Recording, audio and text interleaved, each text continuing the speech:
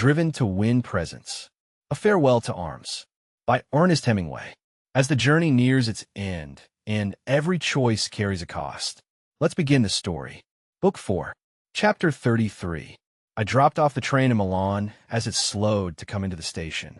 Early in the morning, before it was light, I crossed the track and came out between some buildings and down onto the street. A wine shop was open, and I went in for some coffee. It smelled of early morning, of swept dust, spoons and coffee glasses, and the wet circles left by wine glasses. The proprietor was behind the bar. 2 soldiers sat at a table. I stood at the bar and drank a glass of coffee and ate a piece of bread. The coffee was gray with milk, and I skimmed the milk scum off the top with a piece of bread. The proprietor looked at me. "You want a glass of grappa?" "No, thanks." "On me," he said, and poured a small glass and pushed it toward me. "What's happening at the front?" "I would not know." "They are drunk," he said, moving his hand toward the 2 soldiers. I could believe him. They looked drunk. "Tell me," he said, "what is happening at the front?" "I would not know about the front." "I saw you come down the wall. You came off the train. There is a big retreat. I read the papers. What happens? Is it over?" "I don't think so." He filled the glass with grappa from a short bottle. "If you are in trouble," he said, "I can keep you." "I'm not in trouble." "If you are in trouble, stay here with me." "Where does one stay?" "In the building." "Many stay here." "Any who are in trouble stay here." "Are many in trouble?" "It depends on the trouble." "You are a South American?" "No." "Speak Spanish?" "A little." He wiped off the bar. "It is hard now to leave the country, but in no way impossible. I have no wish to leave. You can stay here as long as you want. You will see what sort of man I have to go this morning, but I will remember the address to return." He shook his head. "You won't come back if you talk like that." "I thought you were in real trouble." "I am in no trouble, but I value the address of a friend." I put a 10-lira note on the bar to pay for the coffee. "Have a grappa with me," I said. "It is not necessary." "Have one." He poured the 2 glasses. "Remember," he said. "Come here. Do not let other people take you in. Here you are all right." "I'm sure." "You are sure?" "Yes."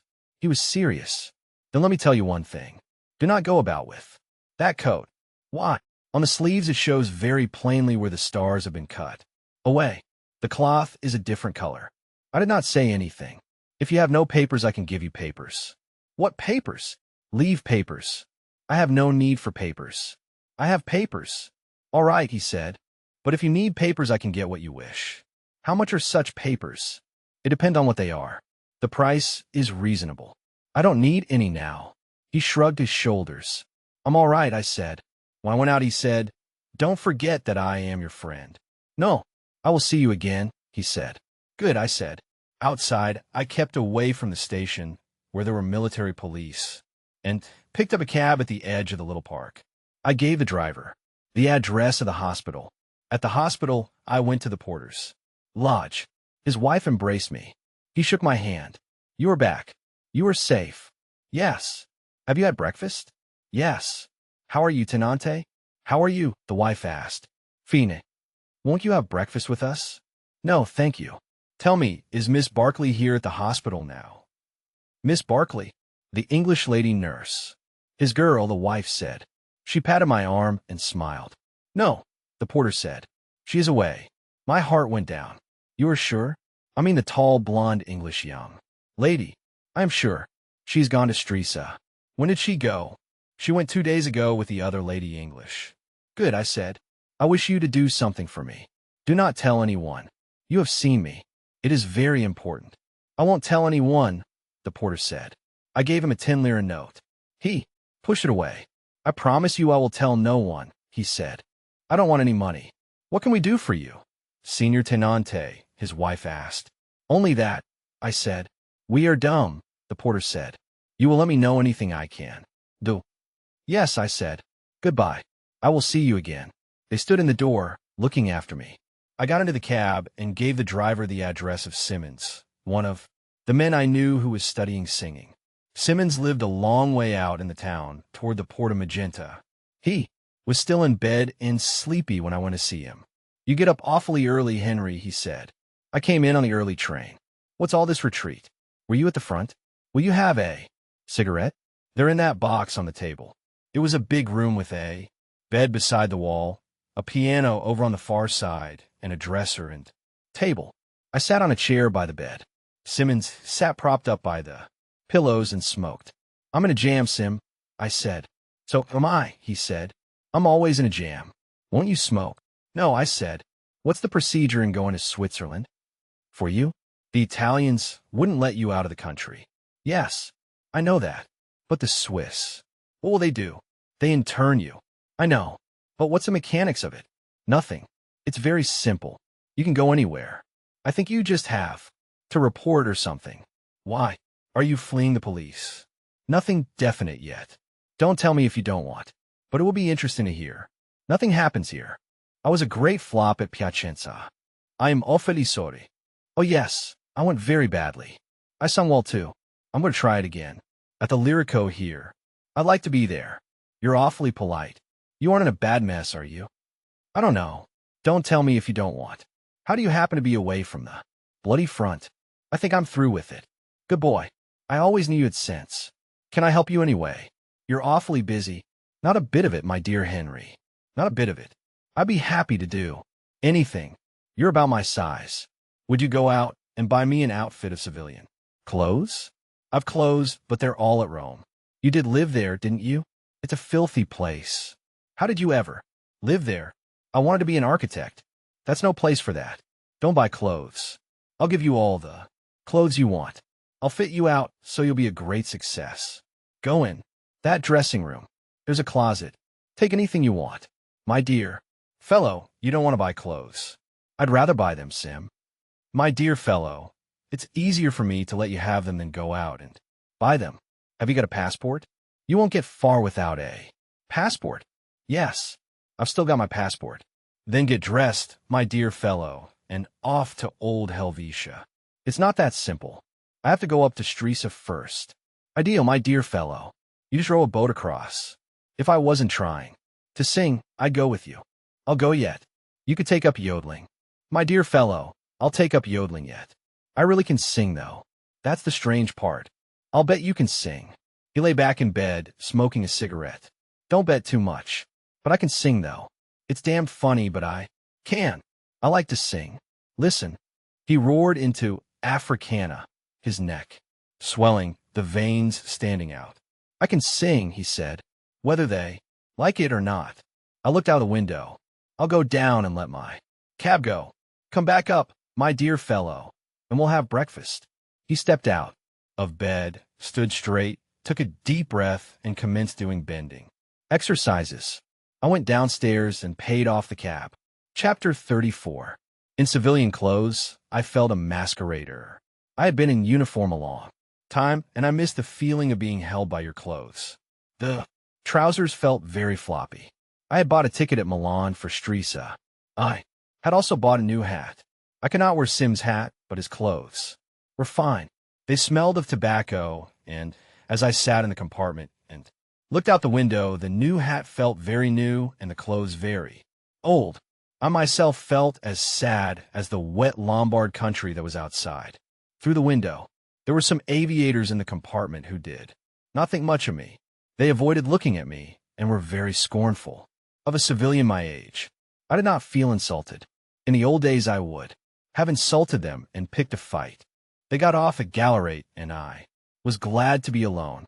I had the paper, but I did not read it because I did not want to read about the war. I was going to forget the war. I had made a separate peace. I felt damned lonely and was glad when the train got to Stresa. At the station, I had expected to see the porters from the hotels, but there was no one. The season had been over a long time, and no one met. The train. I got down from the train with my bag. It was Sim's bag, and very light to carry, being empty except for 2 shirts, and stood under the roof of the station in the rain while the train went on. I found a man in the station and asked him if he knew what hotels were open. The Grand Hotel in Isles Borromese was open, and several small hotels that stayed open all the year.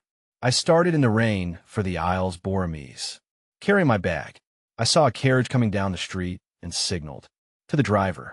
It was better to arrive in a carriage. We drove up to the carriage entrance of the big hotel, and the concierge came out with an umbrella and was very polite. I took a good room. It was very big and light and looked out on the lake. The clouds were down over the lake, but it would be beautiful with the sunlight. I was expecting my wife, I said. There was a big double bed, underscore Leto, matrimonial underscore with a satin coverlet. The hotel was very luxurious. I went down the long halls, down the wide stairs, through the rooms to the bar. I knew the barman and sat on a high stool and ate salted almonds and potato chips. The martini felt cool and clean. What are you doing here in underscore Borghese under? The barman asked after he had mixed a second martini. I am on leave. Convalescing leave. There is no one here. I don't know why they keep the hotel open. Have you been fishing? I've caught some beautiful pieces. Trolling this time of year, you catch some beautiful pieces. Did you ever get the tobacco I sent? Yes. Didn't you get my card? I laughed. I had not been able to get the tobacco. It was American, pipe tobacco that he wanted, but my relatives had stopped sending it, or it was being held up. Anyway, it never came. I'll get some somewhere, I said. Tell me, have you seen two English girls in the town? They came here day before yesterday. They are not at the hotel. They are nurses. I have seen two nurses. Wait a minute. I will find out where they are. One of them is my wife, I said. I have come here to meet her. The other is my wife. I'm not joking. Part of my stupid joke, he said. I did not understand. He went away and was gone quite a little while. I ate olives, salted almonds, and potato chips, and looked at myself in civilian clothes in the mirror. Behind the bar, the bartender came back. They are at the little hotel near the station, he said. How about some sandwiches? I'll ring for some. You understand there is nothing here. Now there are no people. Isn't there really anyone at all? Yes, there are a few people. The sandwiches came, and I ate 3 and drank a couple more martinis. I had never tasted anything so cool and clean. They made me feel civilized. I had had too much red wine, bread, cheese, bad coffee, and grappa. I sat on the high stool before the pleasant mahogany, the brass, and the mirrors, and did not think at all. The barman asked me some question. Don't talk about the war, I said. The war was a long way away. Maybe. There wasn't any war. There was no war here. Then I realized it was over. For me. But I did not have the feeling that it was really over. I had the feeling of a boy who thinks of what is happening at a certain hour. At the schoolhouse from which he has played truant. Catherine and Helen Ferguson were at supper when I came to their hotel. Standing in the hallway, I saw them at table. Catherine's face was away from me, and I saw the line of her hair and her cheek and her lovely neck and shoulders. Ferguson was talking. She stopped when I came in. My God, she said. Hello, I said. Why, it's you, Catherine said. Her face lighted up. She looked too happy to believe it. I kissed her. Catherine blushed, and I sat down at the table. You're a fine mess, Ferguson said. What are you doing here? Have you eaten? No. The girl who was serving the meal came in, and I told her to bring a plate for me. Catherine looked at me all the time, her eyes happy. What are you doing in Mufti? Ferguson asked. I'm in the cabinet. You're in some mess. Cheer up, Fergie. Cheer up just a little. I'm not cheered by seeing you. I know the mess you've gotten this girl into. You're no cheerful sight to me. Catherine smiled at me and touched me with her foot under the table. No one got me in a mess, Fergie. I get in my own messes. I can't stand him, Ferguson said. He's done nothing but ruin you with his sneaking Italian tricks. Americans are worse than Italians. The Scotch are such a moral people, Catherine said. I don't mean that. I mean his Italian sneakiness. Am I sneaky, Fergie? You are. You're worse than sneaky. You're like a snake. A snake with an Italian uniform, with a cape around your neck. I haven't got an Italian uniform now. That's just another example of your sneakiness. You had a love affair all summer and got this girl with child, and now I suppose you'll sneak off. I smiled at Catherine, and she smiled at me. We'll both sneak off, she said. You're two of the same thing, Ferguson said. I'm ashamed of you. Catherine Barkley. You have no shame and no honor, and you're as sneaky as he is.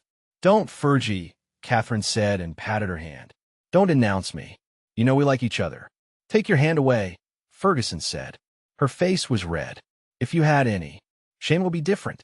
But your God knows how many months gone. With child, and you think it's a joke and are all smiles because your seducers come back. You've no shame and no feelings. She began to cry. Catherine went over and put her arm around her. As she stood comforting Ferguson, I could see no change in her figure. I don't care, Ferguson sobbed.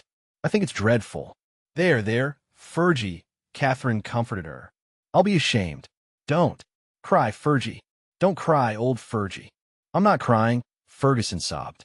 I'm not crying, except for the awful thing you've gotten into. She looked at me. I hate you, she said. She can't make me not hate you. You dirty, sneaking American Italian. Her eyes and nose were red with crying. Catherine smiled at me. Don't you smile at him with your arm around me. You're unreasonable, Fergie. I know it, Ferguson sobbed. You mustn't mind me, either of you. I'm so upset. I'm not reasonable. I know it. I want you both to be happy. We're happy, Catherine said. You're a sweet Fergie. Ferguson cried again. I don't want you happy the way you are. Why don't you get married? You haven't got another wife, have you? No, I said. Catherine laughed. It's nothing to laugh about, Ferguson said. Plenty of them have other wives. We'll be married, Fergie, Catherine said, if it will please you. Not to please me. You should want to be married. We've been very busy. Yes, I know. Busy making babies. I thought she was going to cry again, but she went into bitterness instead. I suppose you'll go off with him. Now tonight. Yes, said Catherine. If he wants me. What about me? Are you afraid to stay here alone? Yes, I am. Then I'll stay with you. No, go on with him. Go with him right away. I'm sick of seeing both of you. We'd better finish dinner. No, go right away. Fergie, be reasonable. I say get out right away. Go away, both of you. Let's go then, I said. I was sick of Fergie. You do want to go. You see, you want to leave me even to eat dinner. Alone. I've always wanted to go to the Italian lakes, and this is how it is. Oh, she sobbed, then looked at Catherine and choked. We'll stay till after dinner, Catherine said. And I'll not leave you. Alone if you want me to stay. I won't leave you alone, Fergie. No. I want you to go. I want you to go. She wiped her eyes. I'm so unreasonable. Please don't mind me. The girl who served the meal had been upset by all the crying. Now as she brought in the next course, she seemed relieved that things were better. That night at the hotel, in our room with the long, empty hall outside, and our shoes outside the door, a thick carpet on the floor of the room, outside the windows, the rain falling, and in the room light and pleasant, and cheerful, then the light out and it exciting with smooth sheets, and the bed comfortable, feeling that we had come home, feeling no longer alone, waking in the night to find the other one there and not gone away. All other things were unreal. We slept when we were tired, and if we woke, the other one woke too, so one was not alone. Often a man wishes to be alone, and a girl wishes to be alone too, and if they love each other, they are jealous of that in each other. But I can truly say we never felt that. We could feel alone when we were together, alone, against the others. It has only happened to me like that once. I have been alone while I was with many girls, and that is the way that you can be most lonely. But we were never lonely and never afraid when we were together. I know that the night is not the same as the day, that all things are different, that the things of the night cannot be explained in the day, because they do not then exist, and the night can be a dreadful time for lonely people once their loneliness has started. But with Catherine, there was almost no difference in the night except that it was an even better time. If people bring so much courage to this world, the world has to kill them to break them. So of course it kills them. The world breaks everyone, and afterward many are strong at the broken places.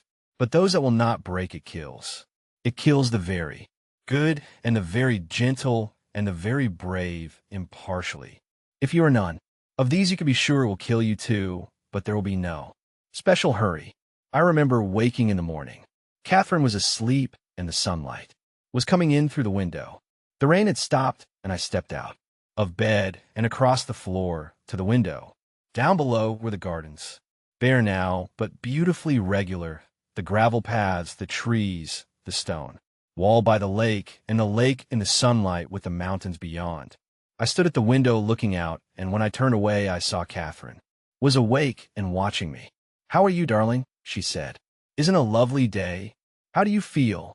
"I feel very well. We had a lovely night. Do you want breakfast?" She wanted breakfast. So did I, and we had it in bed.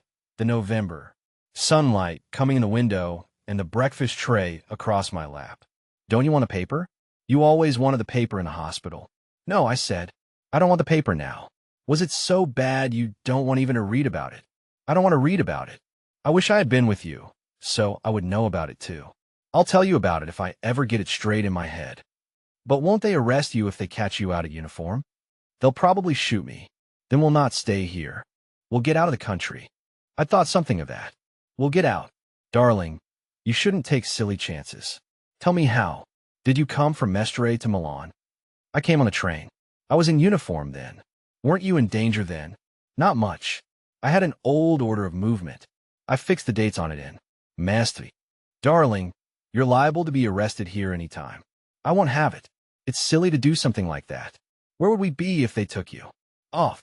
Let's not think about it. I'm tired of thinking about it." "What would you do if they came to arrest you?" "Shoot them." "You see how silly you are? I won't let you go out of the hotel until we leave here." "Where are we going to go?" "Please don't be that way, darling. We'll go wherever you say. But please find some place to go right away. Switzerland is down the lake.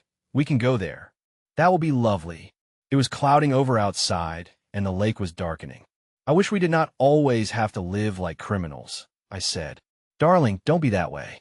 You haven't lived like a criminal very long, and we never live like criminals. We're going to have a fine time. I feel like a criminal. I've deserted from the army." "Darling, please be sensible. It's not deserting from the army. It's only the Italian army." I laughed. "You're a fine girl. Let's get back into bed." "I feel fine in bed." A little while later, Catherine said, "You don't feel like a criminal, do you?" "No," I said. "Not when I'm with you." "You're such a silly boy," she said. "But I'll look after you. Isn't it splendid, darling, that I don't have any morning sickness? It's grand. You don't appreciate what a fine wife you have. But I don't care.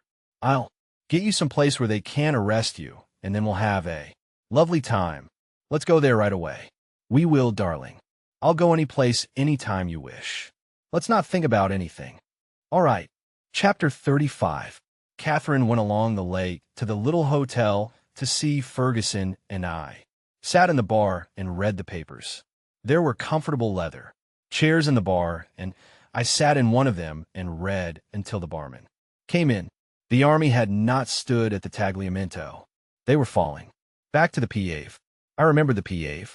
The railroad crossed it near Sindona going up to the front. It was deep and slow there and quite narrow. Down below there were mosquito marshes and canals.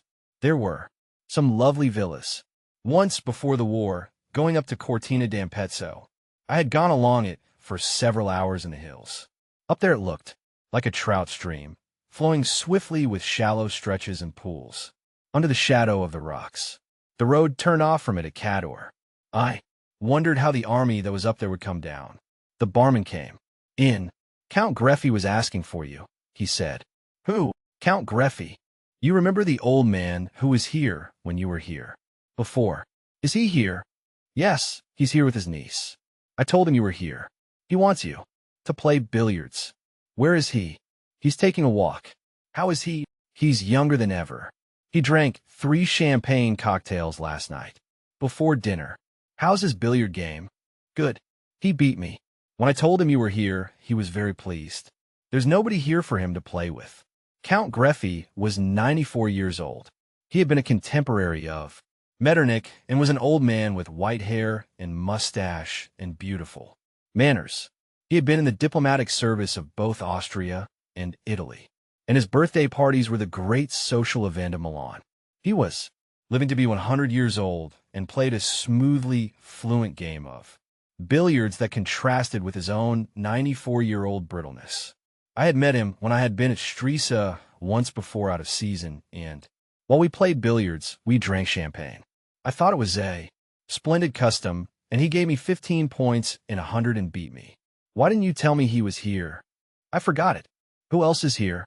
No one you know. There are only 6 people altogether. What are you doing now? Nothing. Come on out fishing. I could come for an hour. Come on. Bring the trolling line. The barman put on a coat, and we went out. We went down and got a boat.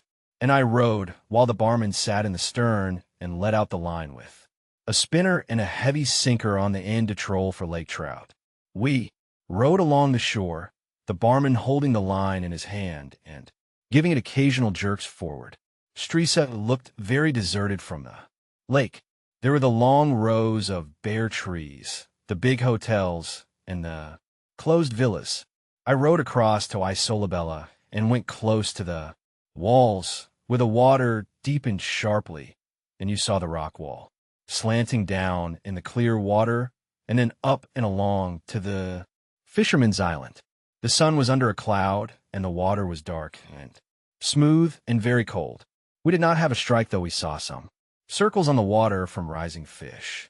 I rowed up opposite the fisherman's island where there were boats drawn up and men were mending nets. Should we get a drink? All right. I brought the boat up to the stone pier, and the barman pulled in the line, coiling it on the bottom of the boat and hooking the spinner on the edge of the gunwale. I stepped out and tied the boat. We went into a little cafe, sat at a bare wooden table, and ordered vermouth. Are you tired from rowing? No. I'll row back, he said. I like to row. Maybe if you hold the line, it will change the luck. All right. Tell me, how goes the war? Rotten. I don't have to go. I'm too old, like Count Greffy. Maybe you'll have to go yet. Next year they'll call my class. But I won't go. What will you do? Get out of the country. I wouldn't go to war. I was at the war once in Abyssinia. Nix. Why do you go? I don't know. I was a fool. Have another vermouth? All right. The barman rowed back.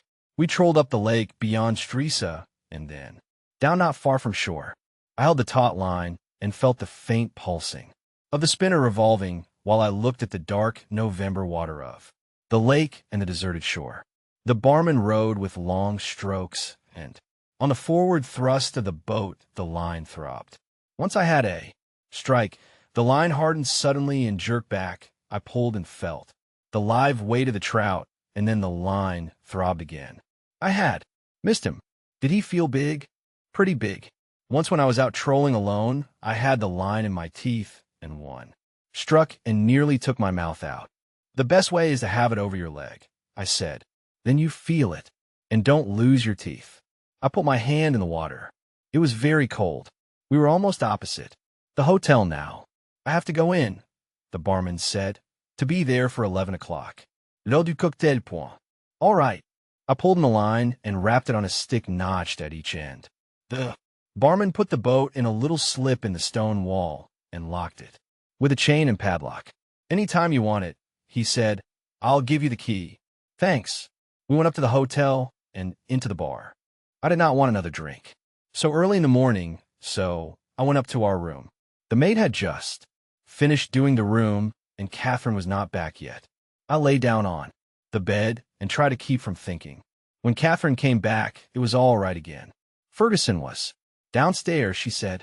She was coming to lunch. I knew you wouldn't mind, Catherine said. No, I said. What's the matter, darling? I don't know. I know. You haven't anything to do. All you have is me, and I go away. That's true. I am sorry, darling. I know it must be a dreadful feeling to have. Nothing at all suddenly. My life used to be full of everything, I said. Now if you aren't with me, I haven't a thing in the world. But I'll be with you. I was only gone for 2 hours. Isn't there anything you can do?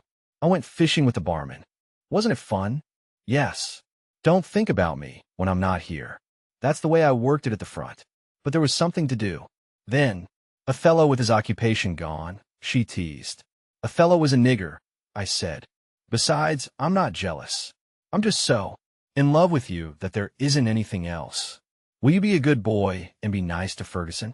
I'm always nice to Ferguson unless she curses me. Be nice to her. Think how much we have, and she hasn't anything. I don't think she wants what we have. You don't know much, darling, for such a wise boy. I'll be nice to her. I know you will. You're so sweet. She won't stay afterward, will she? No, I'll get rid of her. And then we'll come up here. Of course. What do you think I want to do? We went downstairs to have lunch with Ferguson. She was very impressed by the hotel and the splendor of the dining room. We had a good lunch, with a couple of bottles of white Capri. Count Greffy came into the dining room and bowed to us. His niece, who looked a little like my grandmother, was with him. I told Catherine and Ferguson about him, and Ferguson was very impressed. The hotel was very big and grand and empty. But the food was good, the wine was very pleasant, and finally the wine made us all feel very well. Catherine had no need to feel any better. She was very happy. Ferguson became quite cheerful. I felt very well myself. After lunch, Ferguson went back to her hotel. She was going to lie down for a while after lunch, she said. Along late in the afternoon, someone knocked on our door. Who is it? The Count Greffy wishes to know if you will play billiards with him. I looked at my watch. I had taken it off, and it was under the pillow. Do you have to go, darling? Catherine whispered. I think I'd better. The watch was 4:15. Out loud, I said, tell the Count Greffy I will be in the billiard room at 5 o'clock. At 4:45, I kissed Catherine goodbye and went into the bathroom to dress. Knotting my tie and looking in the glass, I looked strange to myself in the civilian clothes. I must remember to buy some more shirts and socks. Will you be away a long time? Catherine asked. She looked lovely in the bed. Would you hand me the brush? I watched her brushing her hair, holding her head so the weight of her hair all came on one side. It was dark outside, and the light over the head of the bed shone on her hair and on her neck and shoulders. I went over and kissed her and held her hand with the brush, and her head sunk back on the pillow. I kissed her neck and shoulders. I felt faint with loving her so much. I don't want to go away. I don't want you to go away. I won't go then. Yes, go. It's only for a little while, and then you'll come back. We'll have dinner up here. Hurry and come back. I found the Count Greffy in the billiard room. He was practicing strokes, looking very fragile under the light that came down above the billiard table. On a card table a little way beyond the light was a silver icing bucket with the necks and corks of 2 champagne bottles showing above the ice. The Count Greffy straightened up when I came toward the table and walked toward me. He put out his hand. It is such a great pleasure that you are here. You were very kind to come and play with me. It was very nice of you to ask me. Are you quite well? They told me you were wounded on the Isonzo. I hope you are well again. I'm very well. Have you been well? Oh, I'm always well. But I'm getting old. I detect signs of age now. I can't believe it. Yes. Do you want to know one? It is easier for me to talk Italian. I discipline myself, but I find when I am tired that it is so much easier to talk Italian. So I know I must be getting old. We could talk Italian. I'm a little tired too. Oh, but when you're tired, it will be easier for you to talk English. American. Yes, American. You will please talk American. It is a delightful language. I hardly ever see Americans. You must miss them. One misses one's countrymen, and especially one's countrywomen. I know that experience. Should we play, or are you too tired? I'm not really tired. I said that for a joke. What handicap will you give me? Have you been playing very much? None at all. You play very well. 10 points in 100. You flatter me. 15. That would be fine, but you will beat me. Should we play for a stake? You always wish to play for a stake. I think we'd better. All right. I will give you 18 points, and we will play for franc. A point. You played a lovely game of billiards, and with a handicap, I was only 4 ahead at 50. Count Greffy pushed a button on the wall to ring for the barman. Open 1 bottle, please, he said. Then to me, we will take a little stimulant. The wine was icy cold and very dry and good. Should we talk Italian? Would you mind very much? It is my great weakness now. We went on playing, sipping the wine between shots, speaking in Italian, but talking little, concentrated on the game. Count Greffy made his 100th point, and with a handicap, I was only at 94. He smiled and patted me on the shoulder. Now we will drink the other bottle, and you will tell me about the war." He waited for me to sit down. "About anything else," I said. "You don't want to talk about it? Good. What have you been reading?" "Nothing," I said. "I'm afraid I am very dull." "No, but you should read. What is there written in wartime? There is Le Feu by a Frenchman, Barbusse. There is Mr. Britling sees through it." "No, he doesn't." "What?" "He doesn't see through it. Those books were at the hospital." "Then you have been reading?" "Yes, but nothing any good." I thought Mr. Britling a very good study of the English middle class. "Soul? I don't know about the soul." "Poor boy. We none of us know about the soul. Are you underscore croyant earth?" "At night." Count Greffy smiled and turned the glass with his fingers. "I had expected to become more devout as I grow older, but somehow I haven't." He said, "It is a great pity. Would you like to live after death?" I asked and instantly felt a fool to mention death, but he did not mind the word. "It would depend on the life. This life is very pleasant. I would like to live forever," he smiled. "I very nearly have." We were sitting in the deep leather chairs, the champagne in the ice bucket, and our glasses on the table between us. "If you ever live to be as old as I am, you will find many things strange. You never seem old. It is the body that is old. Sometimes I am afraid I will break off a finger as one breaks a stick of chalk, and the spirit is no older and not much wiser." "You are wise." "No, that is the great fallacy, the wisdom of old men. They do not grow wise. They grow careful. Perhaps that is wisdom. It is a very unattractive wisdom. What do you value most?" "Someone I love." "With me it is the same. That is not wisdom." "Do you value life?" "Yes. So do I, because it is all I have. And to give birthday parties," he laughed. "You are probably wiser than I am. You do not give birthday parties." We both drank the wine. "What do you think of the war, really?" I asked. "I think it is stupid." "Who will win it?" "Italy." "Why?" "They are a younger nation." "Do younger nations always win wars?" "They are apt to for a time." "Then what happens?" "They become older nations." "You said you were not wise." "Dear boy, that is not wisdom. That is cynicism." "It sounds very wise to me." "It's not particularly. I could quote you the examples on the other side, but it's not bad. Have we finished the champagne?" "Almost.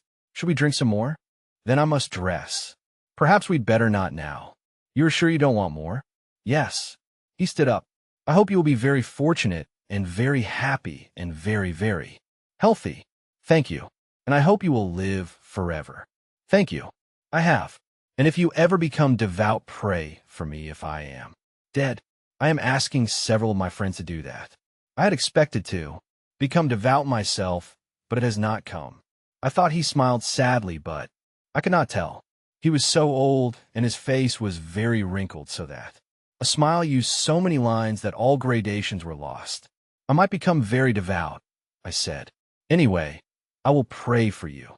I had always expected to become devout. All my family died very devout, but somehow it does not come.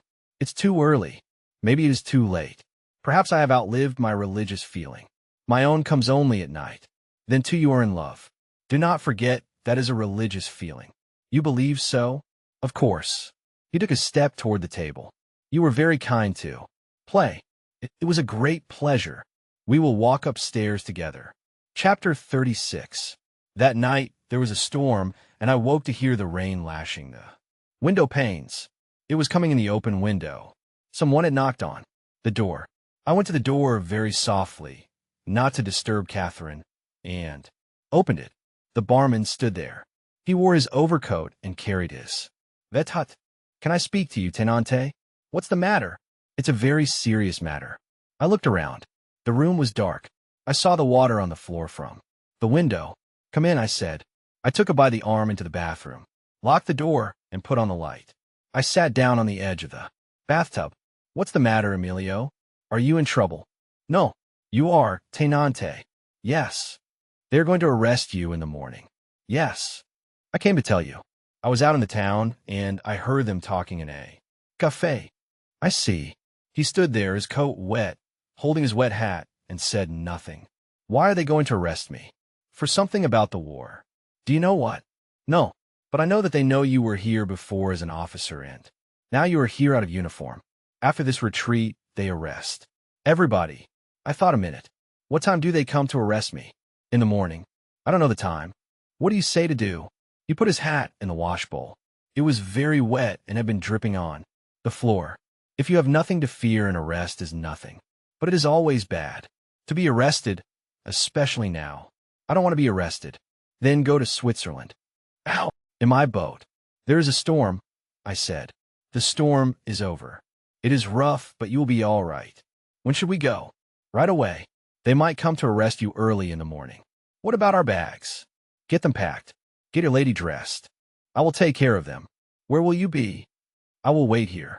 I don't want anyone to see me outside in the hall. I opened the door, closed it, and went into the bedroom. Catherine was awake. What is it, darling? It's all right, Cat, I said. Would you like to get dressed right away and go in a boat to Switzerland? Would you? No, I said. I'd like to go back to bed. What is it about? The barman says they're going to arrest me in the morning. Is the barman crazy? No. Then please hurry, darling, and get dressed so we can start. She sat up on the side of the bed. She was still sleepy. Is that the barman in the bathroom? Yes. Then I won't wash. Please look the other way, darling, and I'll be dressed in just a minute. I saw her white back as she took off her nightgown, and then I looked away because she wanted me to. She was beginning to be a little big with the child, and she did not want me to see her. I dressed, hearing the rain on the windows. I did not have much to put in my bag. There's plenty of room in my bag, Cat, if you need any.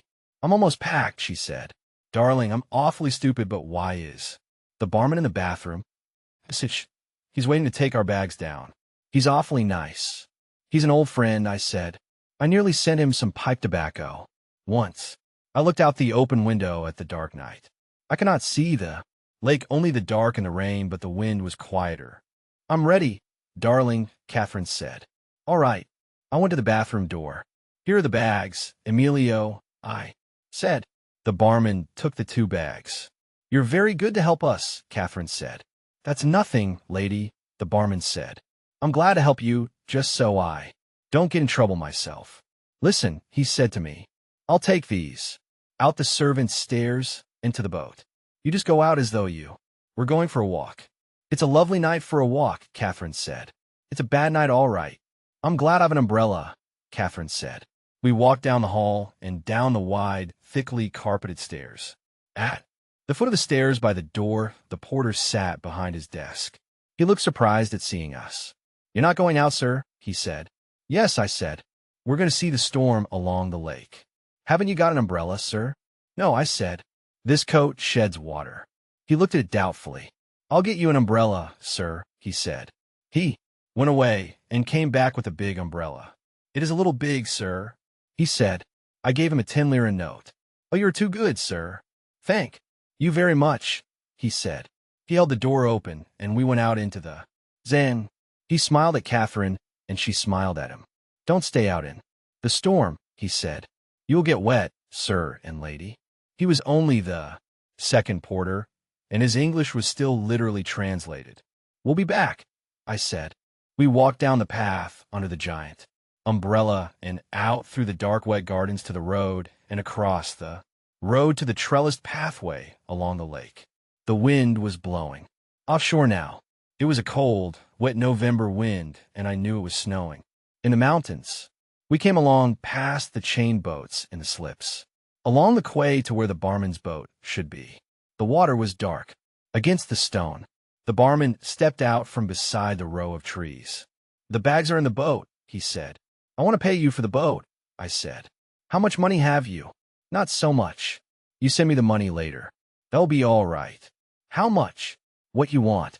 Tell me how much. If you get through, send me 500 francs. You won't mind that if you get through. All right. Here's sandwiches. He handed me a package. Everything there was in the bar.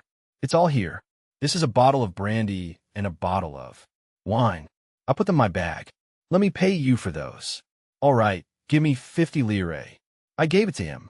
The brandy is good, he said. You don't need to be afraid to give it to your lady. She better get in the boat. He held the boat it rising and falling against the stone wall, and I helped Catherine in. She sat in the stern and pulled her cape around her. You know where to go? Up the lake. You know how far? Past Luino, Caniro, Canobio, Tranzano. You aren't in Switzerland until you come to Brissago. You have to pass Monte Tamara.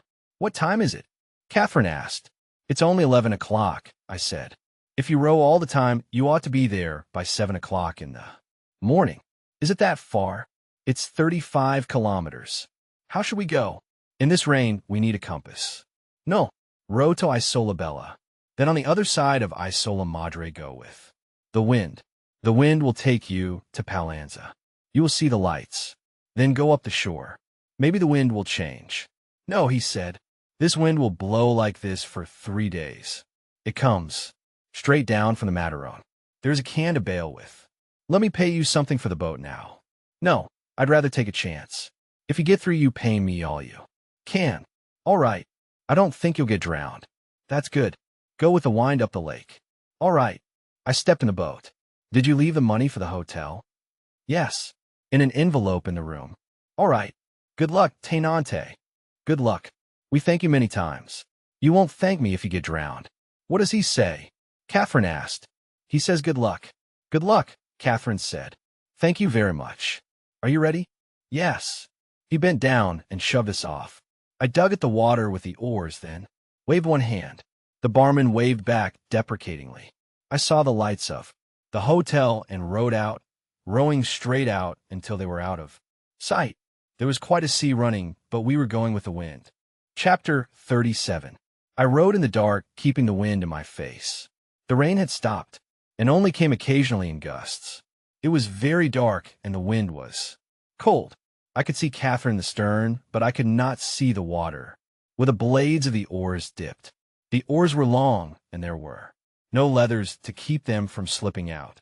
I pulled, raised, leaned forward, found the water, dipped and pulled, rowing as easily as I could. I did not feather the oars because the wind was with us. I knew my hands would blister, and I wanted to delay it as long as I could. The boat was light and rowed easily. I pulled it along in the dark water. I could not see, and hoped we would soon come opposite Palanza. We never saw Palanza. The wind was blowing up the lake, and we passed the point that hides Palanza in the dark and never saw the lights.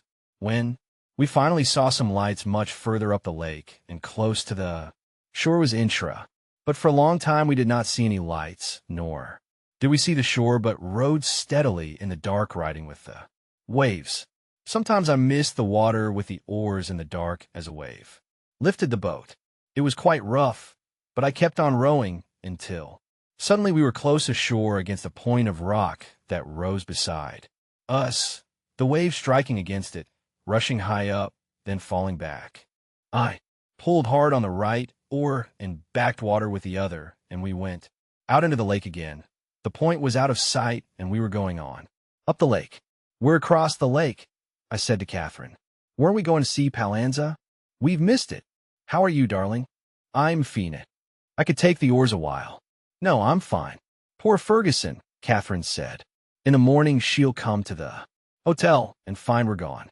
I'm not worrying so much about that, I said, as about getting into the Swiss part of the lake before it's daylight and the custom guards see us. Is a long way. It's 30-some kilometers from here. I rowed all night. Finally, my hands were so sore I could hardly close them over the oars. We were nearly smashed up on the shore several times. I kept fairly close to the shore because I was afraid of getting lost on the lake and losing time.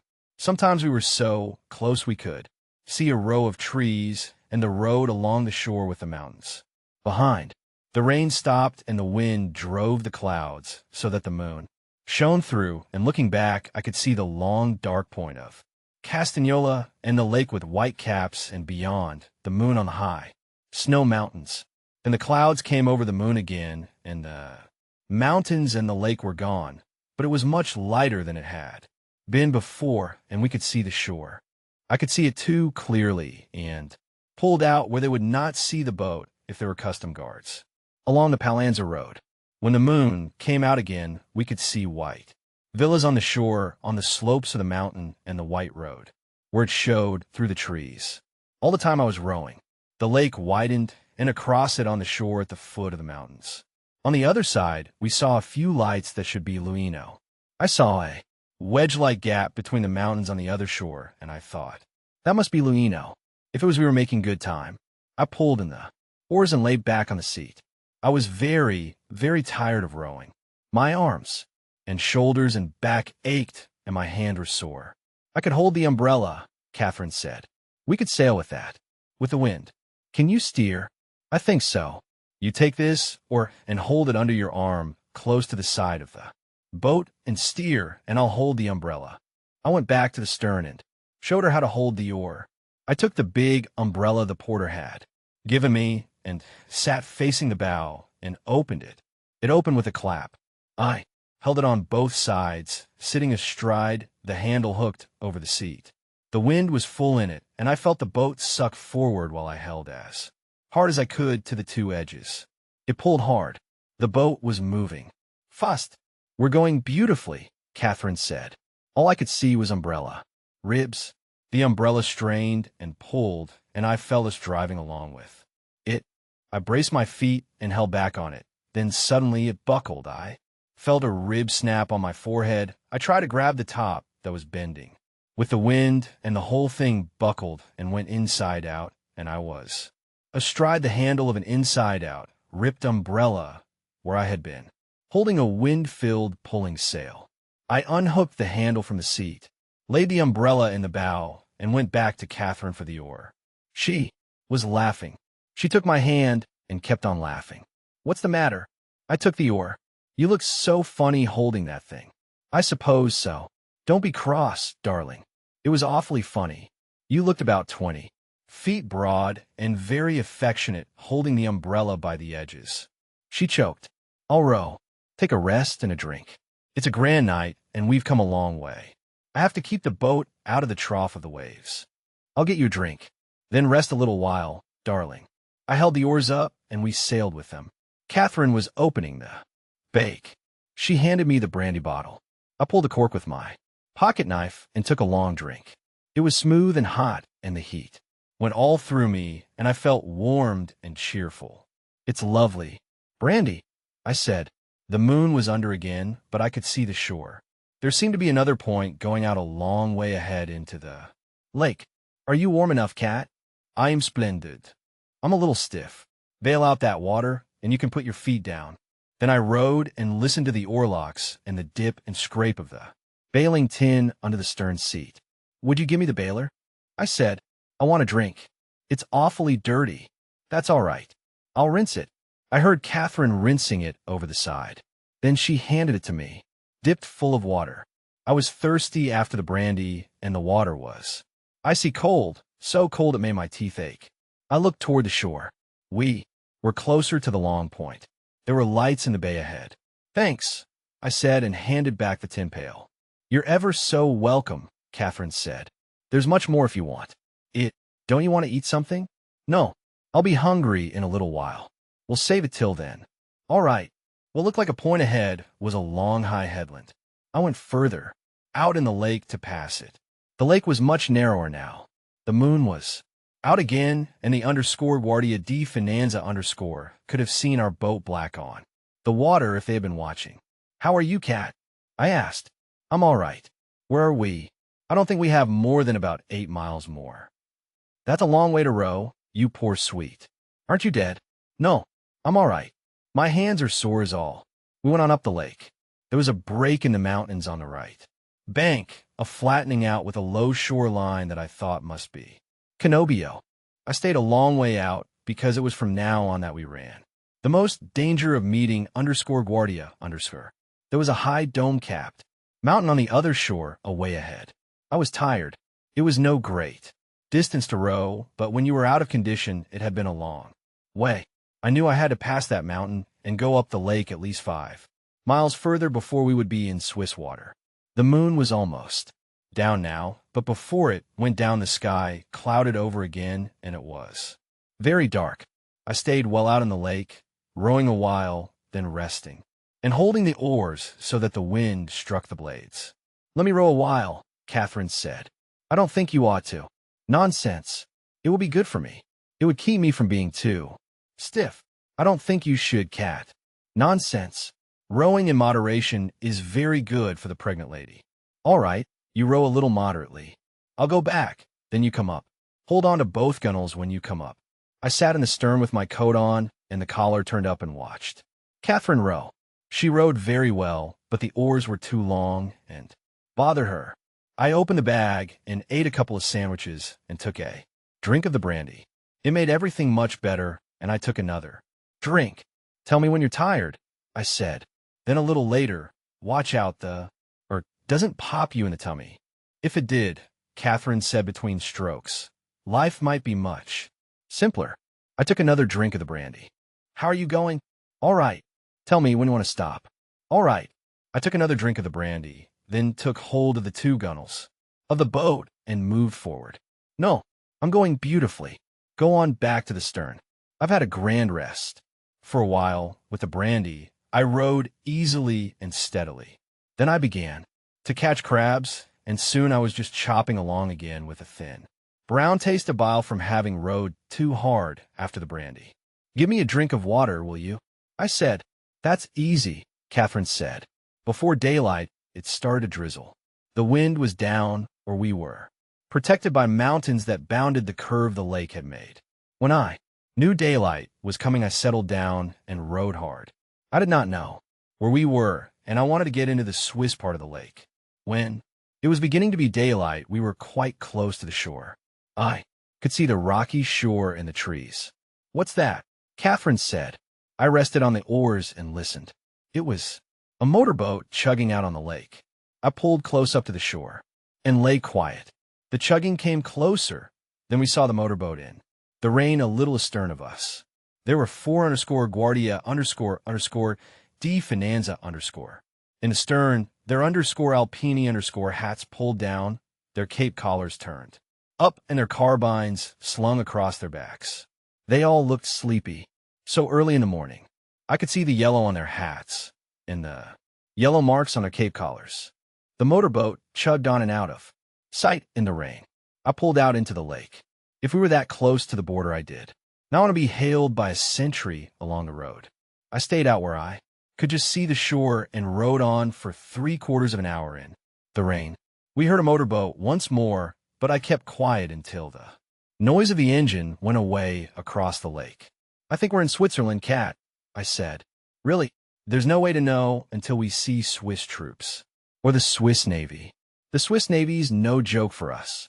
That last motorboat we heard was probably the Swiss Navy.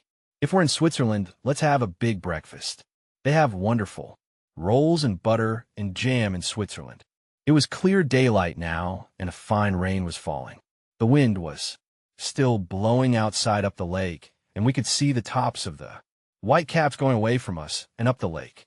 I was sure we were in Switzerland now. There were many houses back in the trees from the shore, and up the shoreway was a village with stone houses, some villas on the hills, and a church. I had been looking at the road that skirted the shore for guards, but did not see any. The road came quite close to the lake now, and I saw a soldier coming out of a cafe on the road. He wore a gray-green uniform and a helmet like the Germans. He had a healthy-looking face and a little toothbrush mustache. He looked at us. "Wave to him," I said to Catherine. She waved, and the soldier smiled embarrassedly and gave a wave of his hand. I eased up rowing. We were passing the waterfront of the village. "We must be well inside the border," I said. "We want to be sure, darling.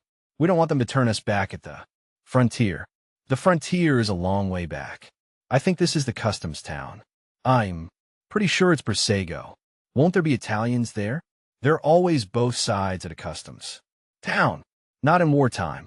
I don't think they let the Italians cross the frontier." It was a nice-looking little town.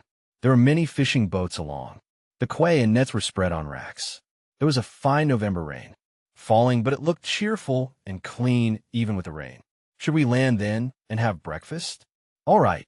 I pulled hard on the left oar and came in close, then straightened out.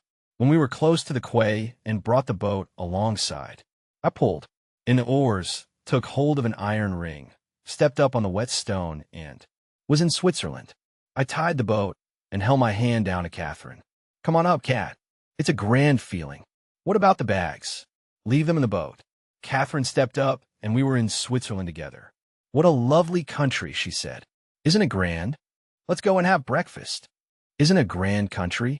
I love the way it feels under my shoes. I'm so stiff I can't feel it very well. But it feels like a splendid country. Darling, do you realize we're here and out of that bloody place? Edo. I really do. I've never realized anything before. Look at the houses. Isn't this a fine square? There's a place we can get breakfast. Isn't the rain fine? They never had rain like this in Italy. It's cheerful rain. And we're here, darling. Do you realize we're here? We went inside the cafe and sat down at a clean wooden table. We were cockeyed excited. A splendid, clean-looking woman with an apron came and asked us what we wanted. Rolls and jam and coffee, Catherine said. I'm sorry, we haven't any rolls in wartime. Bread, then. I can make you some toast. All right, I want some eggs fried, too. How many eggs for the gentleman? 3. Take 4, darling. 4 eggs. The woman went away. I kissed Catherine and held her hand very tight. We looked at each other and at the cafe. Darling, darling, isn't it lovely? It's grand, I said. I don't mind there not being rolls, Catherine said. I thought about them all night, but I don't mind it. I don't mind it at all. I suppose pretty soon they will arrest us. Never mind, darling. We'll have breakfast first. You won't mind being arrested after breakfast. And then there's nothing they can do to us. We're British and American citizens in good standing. You have a passport, haven't you? Of course. Well, let's not talk about it. Let's be happy. I couldn't be any happier, I said. A fat gray cat with a tail that lifted like a plume crossed the floor to our table and curved against my leg to purr each time she rubbed. I reached down and stroked her. Catherine smiled at me very happily. Here comes the coffee, she said. They arrested us after breakfast. We took a little walk through the village, then went down to the quay to get our bags. A soldier was standing guard over the boat. Is this your boat? Yes. Where do you come from? Up the lake. Then I have to ask you to come with me. How about the bags? You can carry the bags. I carried the bags, and Catherine walked beside me, and the soldier walked along behind us to the old custom house. In the custom house, Lieutenant, very thin and military, questioned us. What nationality are you? American and British. Let me see your passports. I gave him mine, and Catherine got hers out her handbag. He examined them for a long time. Why do you enter Switzerland this way in a boat? I'm a sportsman, I said. Rowing is my great sport. I always row when I get a chance. Why do you come here? For the winter sport.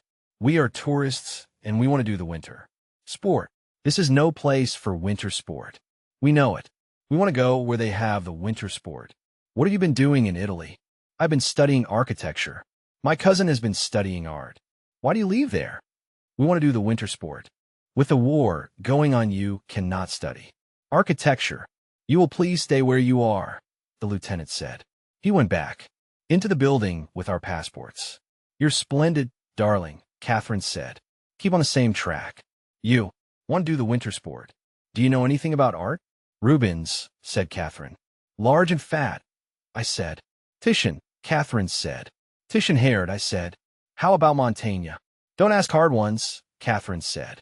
I know him, though. Very bitter. Very bitter, I said. Lots of nail holes. You see, I'll make you a fine wife, Catherine said. I'll be able to talk art with your customers. Here he comes, I said. The thin lieutenant came down the length of the custom house, holding our passports. I will have to send you into Locarno, he said. You can get a carriage, and a soldier will go in with you. All right, I said. What about the boat? The boat is confiscated. What have you in those bags? He went all through the 2 bags and held up the quarter bottle of brandy. Would you join me in a drink? I asked. No, thank you.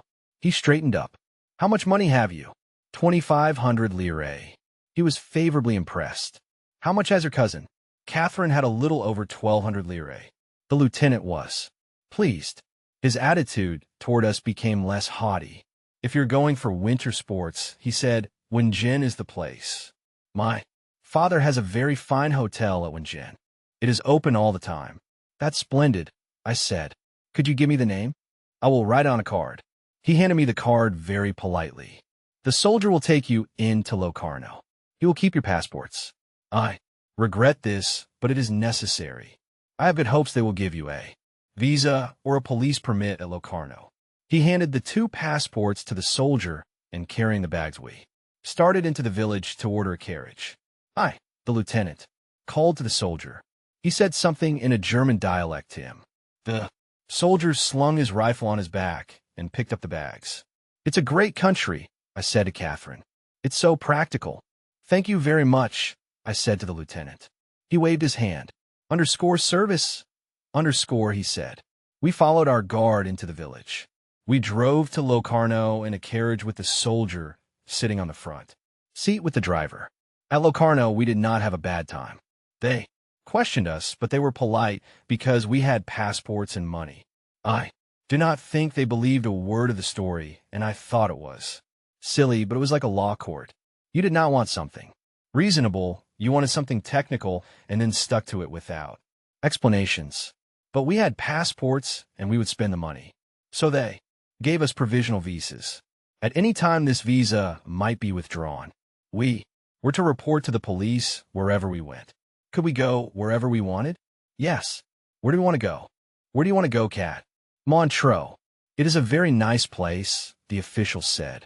I think you will like that place.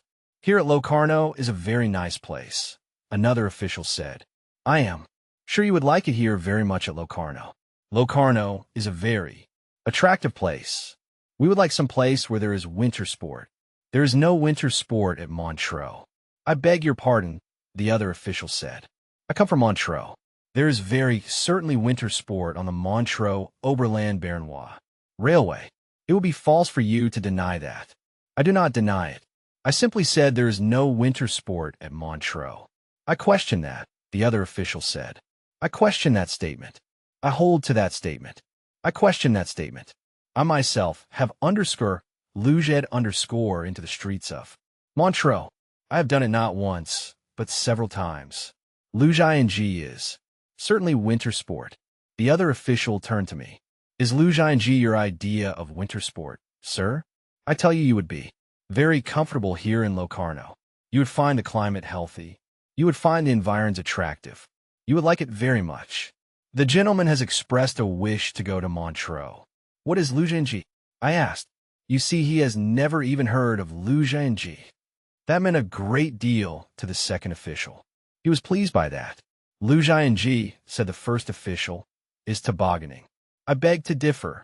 The other official shook his head. I must differ. Again, the toboggan is very different from a luge. The toboggan is constructed in Canada of flat laths. The luge is a common sled with runners. Accuracy means something. Couldn't we toboggan? I asked. Of course you could toboggan, the first official said. You could toboggan very well. Excellent Canadian toboggans are sold in Montreux. Oaks Brothers sell toboggans. They import their own toboggans. The second official turned away. Tobogganing, he said, requires a special piste underscore. You could not toboggan into the streets of Montreux. Were you stopping here? We don't know, I said. We just drove in from Brissago. The carriage is outside. You make no mistake in going to Montreux, the first official said. You will find the climate delightful and beautiful. You will have no distance to go for winter sport. If you really want winter sport, the second official said, you will go to the Engadine or to Murren. I must protest against your being advised to go to Montreux for the winter sport. At Les Avants above Montreux, there is excellent winter sport of every sort. The champion of Montreux glared at his colleague. Gentlemen, I said, I am afraid we must go. My cousin is very tired. We will go tentatively to Montreux. I congratulate you. The first official shook my hand. I believe that you will regret leaving Locarno, the second official said. At any rate, you will report to the police at Montreux. There will be no unpleasantness with the police, the first official assured me. You will find all the inhabitants extremely courteous and friendly. Thank you both very much, I said. We appreciate your advice very much. Goodbye, Catherine said. Thank you both very much. They bowed us to the door, the champion of Locarno a little coldly. We went down the steps and into the carriage. My God, darling, Catherine said. Couldn't we have gotten away any sooner? I gave a name of a hotel one of the officials had recommended to the driver. He picked up the reins. You've forgotten the army, Catherine said. The soldier was standing by the carriage. I gave him a 10-lira note. I have no Swiss money yet, I said. He thanked me, saluted, and went off. The carriage started and we drove to the hotel. How did you happen to pick out Montreux? I asked Catherine. Do you really want to go there? It was the first place I could think of, she said. It's not a bad place. We can find some place up in the mountains. Are you sleepy? I'm asleep right now. We'll get a good sleep. Poor cat, you had a long, bad night. I had a lovely time, Catherine said, especially when you sailed with the umbrella. Can you realize we're in Switzerland? No. I'm afraid I'll wake up and it won't be true. I am too. It is true, isn't it, darling? I'm not just driving down to the Stazione in Milan to see you off. I hope not. Don't say that. It frightens me. Maybe that's where we're going. I'm so groggy I don't know, I said. Let me see your hands. I put them out. They were both blistered raw. There's no hole in my side, I said. Don't be sacrilegious. I felt very tired and vague in the head. The exhilaration was all gone. The carriage was going along the street. Poor hands, Catherine said. Don't touch them, I said. By God, I don't know where we are. Where are we going, driver? The driver stopped his horse. To the Hotel Metropole. Don't you want to go there? Yes, I said. It's all right, Cat. It's all right, darling. Don't be upset. We'll get a good sleep, and you won't feel groggy tomorrow. I get pretty groggy, I said. It's like a comic opera today. Maybe. I'm hungry. You're just tired, darling. You'll be fine. The carriage pulled up before the hotel. Someone came out to take our bags. I feel all right, I said. We were down on the pavement going into the hotel. I know you'll be all right. You're just tired. You've been up a long time. Anyhow, we're here. Yes, we're really here. We followed the boy with the bags into the hotel. This is where Book 4 comes to an end. We'd love to know your thoughts on the story. Please share them in the comments below. If you're new to the channel, don't forget to subscribe for more audiobooks. Part 5 will be uploaded tomorrow. Thank you for listening.